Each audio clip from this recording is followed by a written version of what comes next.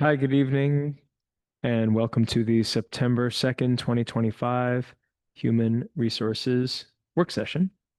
I'm going to call the meeting to order. I'm not the chair of the committee right now, but I'm the only serving member from last year's committee, so I'm just going to start it off. Um, we'll just start out by seeing if there's any public comment. And we have public comment. We have Catherine Cernera here to address, and I'll turn it over to her. Good evening. Catherine Cernera, President of the Ithaca Teachers Association, and I am here tonight to present data trends that the ITA has identified through member-to-member exit interviews that we conducted this spring and summer.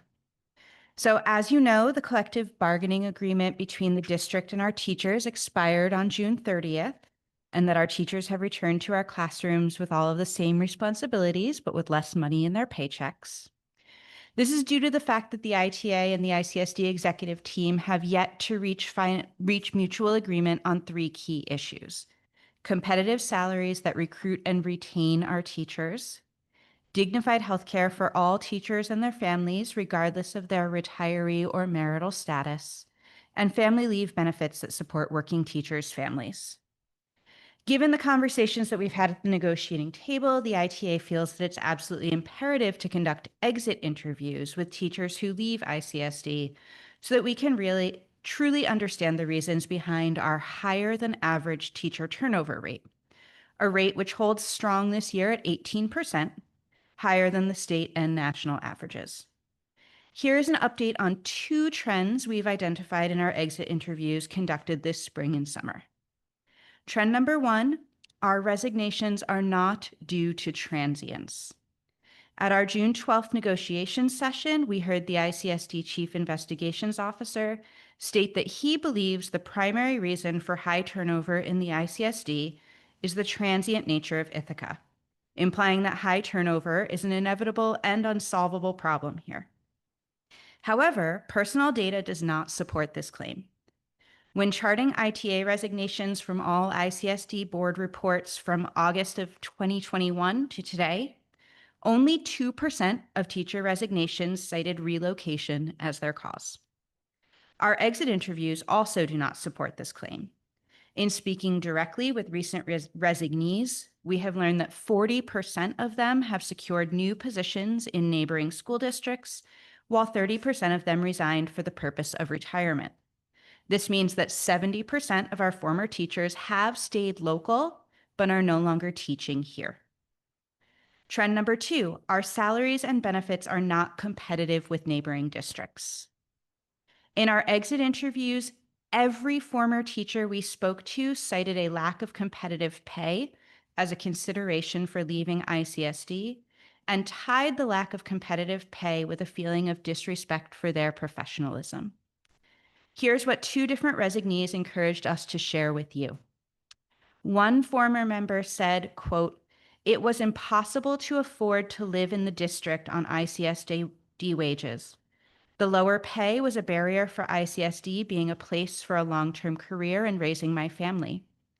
Incidentally, as a veteran of almost 15 years as a teacher, my starting wage at a new district was almost $20,000 more than ICSD was paying after having been here for 9.5 years."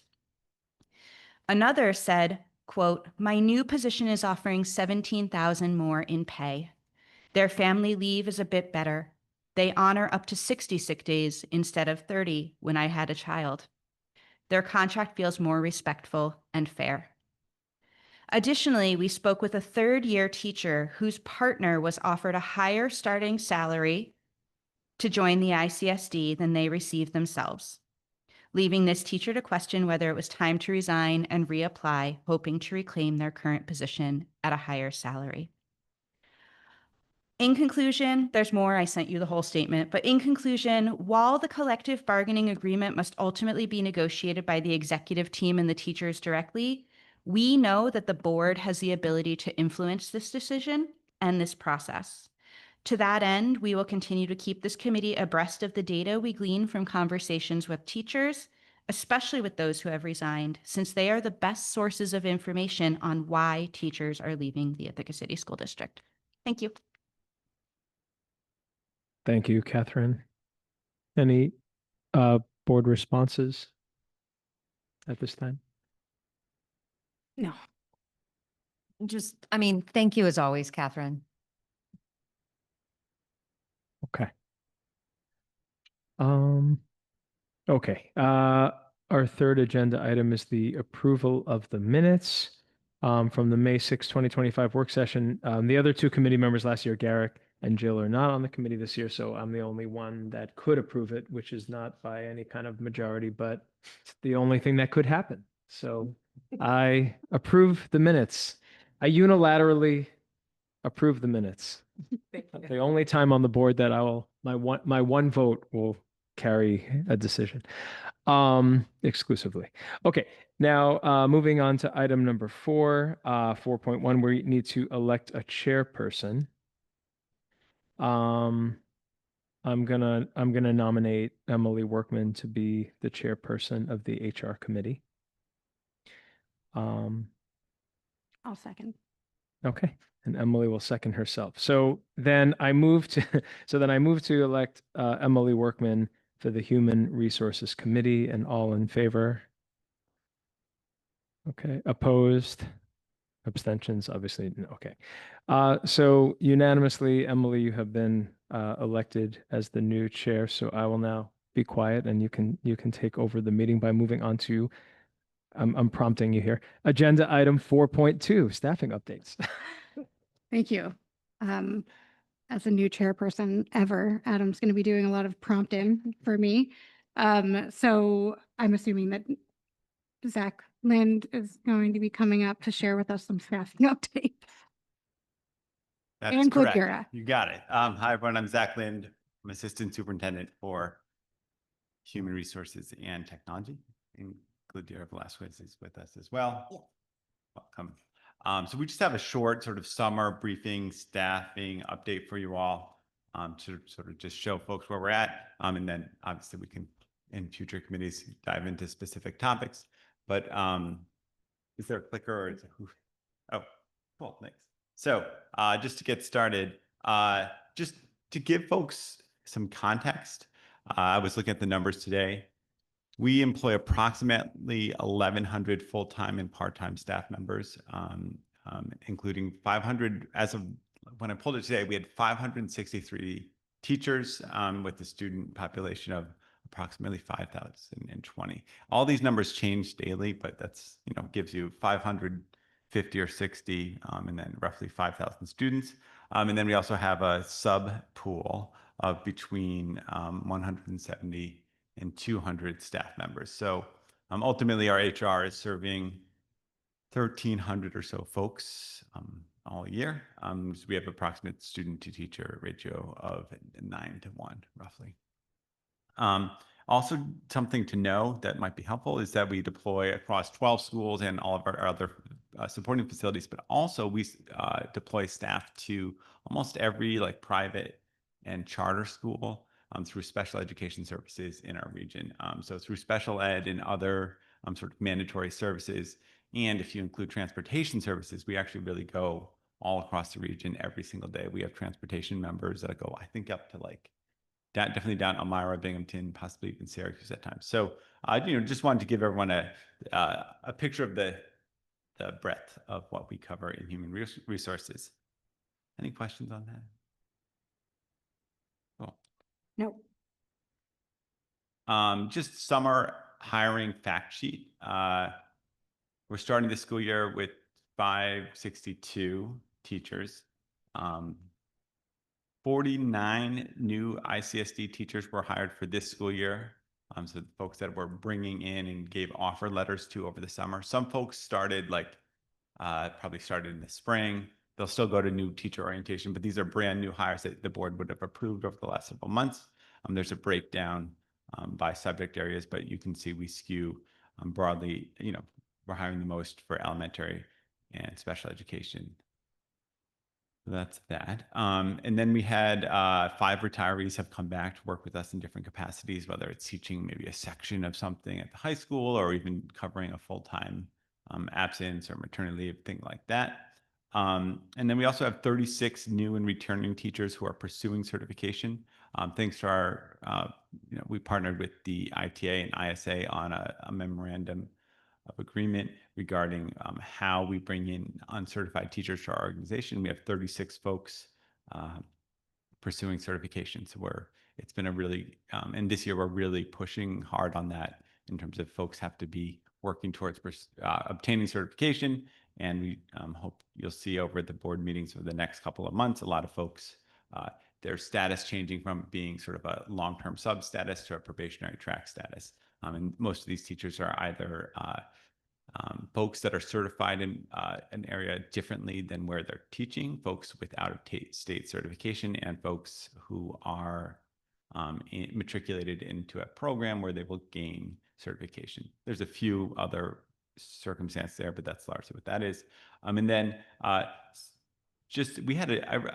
thought this was worth noting. We had a turnover percentage looking at the end of like June of last year to now. We had a turnover percentage of 8.9%. So I looked at data today of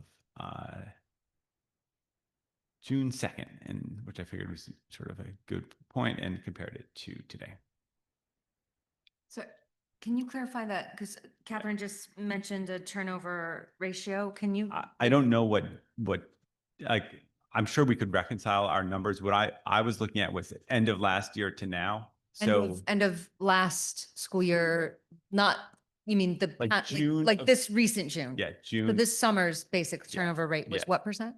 Well, 8.9% compared to, oh, sorry. Yeah, 8.9% of the teachers turned over. If you look at our rosters on our staffing list on June 2nd is the date I used to today. Okay, thank you. Is that normal? Is that that's people who like commit, when, isn't there a date with which you need to you ask them to? Well, we send them reasonable assurance letters, right? But that being said, we had a resignation come through yesterday or the day before. So it's always in flux. Okay. Is that normal? Like compared to previous years? I don't mean like. Yeah, I would have to come back. If Okay. that's something the board wants us to investigate, we certainly could as part of a certain project this year, perhaps, but I don't have the numbers on that. Okay. Thanks. Just a other couple items, just in terms of breakdown of bargaining units, managerial, confidential, we have right now employees. And I think I pulled from separate lists. So one list for the ITA has 563, the other one had 562. As I said, we're continually hiring people. Service employees are the folks like maintenance workers, bus drivers, clerical staff, 261 of them. Principals and directors, we have 30. Paraprofessionals, ESPs, teaching assistants, we have 214, and folks that classified as managerial confidential, we have 16. And then we actually also have our executive committee, which we could put on there as 5. So, and then I think I presented this last year. So this, and it didn't really transpose great onto this, but this is just a breakdown by certification area of where folks are teaching for teaching staff. Just so folks see it. You all approve a lot of board reports, but you have the number. We by far higher than most general education teachers, and then it's special ed teachers, really, 1, then 2, and then only then do you get back down to the closest being like 29 English teachers. So that's sort of the certification teaching area breakdown for the staff that we have to start the school year. Can I have a clarifying, Sure. clarifying question? Mm-hmm. So as I know, a lot of like special education teachers with the shortage aren't specifically Certified. right. Yeah. So is this This is placement or certification? Yeah, it's by placement area, so it's like they're Okay. teaching in that capacity. Yeah, that's what this one says. And then lastly, we just have our staffing and hiring updates.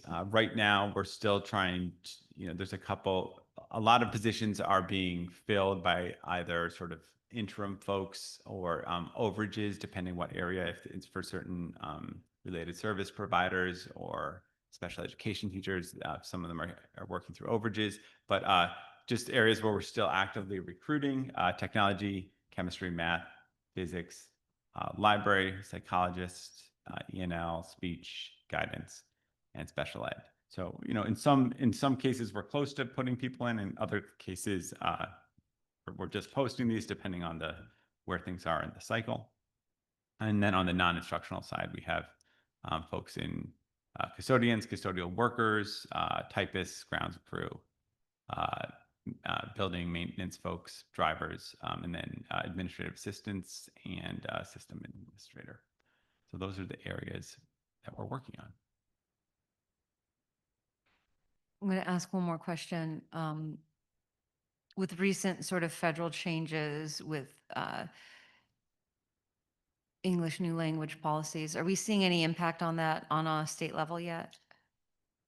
In terms of for employment or for? Yeah, like if those requirements are gone, are we going to see something where like there's a lack of funding or anything? Is that any concern trickling down yet or not on our radar? Do you have information? I don't have any information to that. Yeah, I don't think. Good. No. Fingers crossed. It's. I think I'd be speculating, so I'll just leave it at that. So that's sort of, that's our overview of where we're at. I'm happy as we go forward to work on specific areas for future discussions and dive into that work as we go forward. Great, thank you. Does anyone have any additional questions? So, but this year we don't have any special education openings at this time. So we have, it was on the list for secondary. So we have some secondary openings, but right now they're being covered through folks who will take on an extra section. So we don't, I don't think we have, I don't think we have any, like, there's no one who should be receiving special education services who does not have someone providing that service in our schools right now. Because the last year and the year before, I guess we had, I remember talking about it a couple of times, that we had multiple openings in that area, and then this year we don't. So is that? Yeah. So we have at the secondary level, at the elementary level, we're pretty well staffed. We have a couple of folks who will gain certification, hopefully in the near future, sometimes this school year. And then at the secondary level, we filled those through overages. So there's always like case movement, juggling, need for more. So we'll probably see more, but there's at this moment, no. Okay, thanks. Yeah. What do I do now? We don't really have probably any other action items or specific agenda setting, because you'll probably want to work on that between now and next time. So we could move to number 7, which is to enter into executive session, because we're going to talk about some business there. And then Great. Would you like to motion? Well, I'll move to enter the executive session for the purpose of discussing employment history of particular persons. Second. So all in favor?